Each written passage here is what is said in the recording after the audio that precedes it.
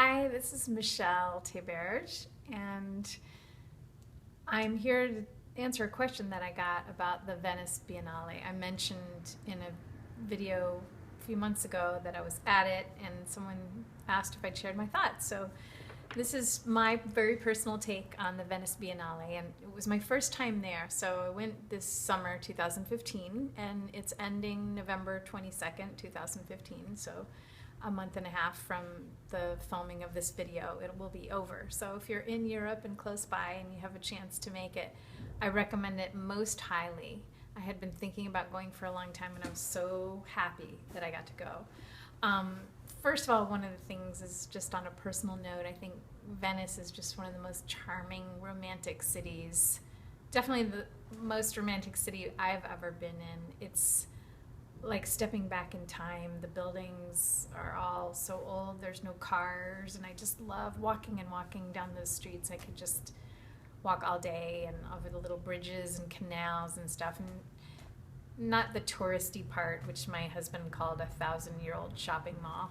There are a lot of high-end boutiques and a lot of tourists and a lot of shopping happening there, but if you can step outside that, it's just a gorgeous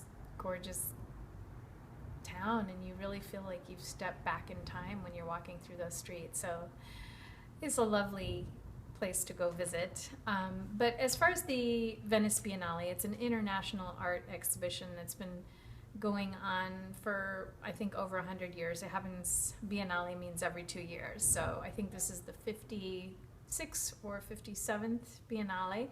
And they have permanent buildings in Venice that are devoted to this. So even though they're not used the rest of the time, they have these pavilions, is what they're called. So there's giardini, which is the gardens, and that's where the country pavilions, so different nations have buildings that are dedicated to their exhibit, and those countries will select an artist to represent their country for the year. So there's Sweden and Canada and Korea and Japan, and each of these has their own building or exhibition space, and they present one artist.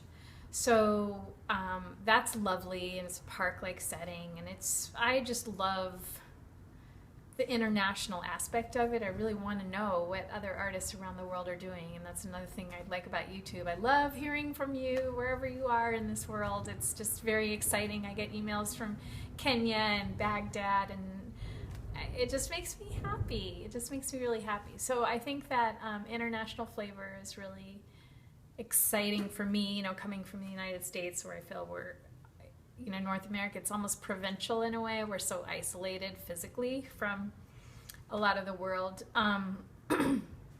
Anyway, regardless of that, so that's what's in the Giardini, all the different country pavilions. So you pay and you go in and you can walk around.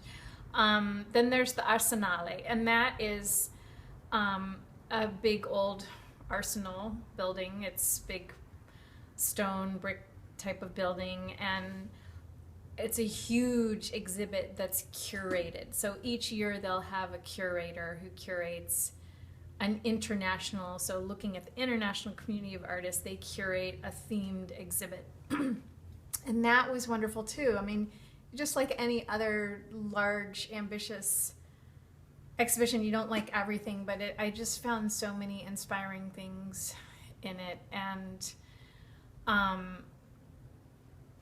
don't have time to go and talk about individual artists, but it's totally worthwhile. So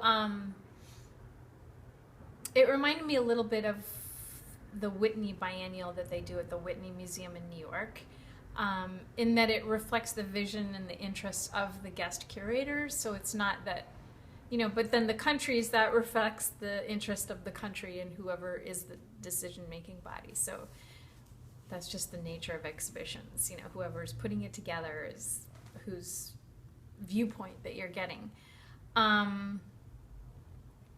Let's see. Oh, and then, so in addition to that, there are collateral exhibits throughout the city.